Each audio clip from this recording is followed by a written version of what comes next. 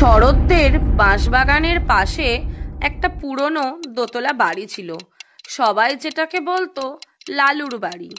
লালুকে কেউ জানতো না ঠিক করে। শুধু রাত নামলে সেই বাড়ির দোতলা জানলায় লাল একটা ছায়া দেখা যেত। একদিন শরৎ সন্ধেবেলায় বাঁশপাতা কাটতে গিয়ে দেখলো জানালার লাল ছায়াটা তাকে হাত নেড়ে ডাকছে, ঠক ঠক ঠক। বাড়ির ভেতর থেকে যেন কারো পায়ের শব্দ।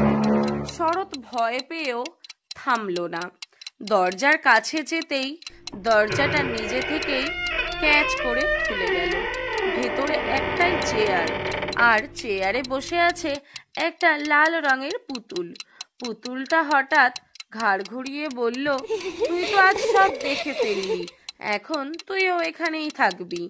পরদিন ভোরে গ্রামের লোক দেখে শরৎ আর নেই, কিন্তু দোতলার জানলায় আবার লাল ছায়াটা দেখা গেল। এবার ছায়াটা একটু উঁচু, একটু বড়, ঠিক যেন শরতের মতোই। যদি গল্প ভালো লেগে থাকে প্লিজ চ্যানেলটা সাবস্ক্রাইব করো আর লাইক শেয়ার কমেন্ট করতে ভুলো না। Thank you.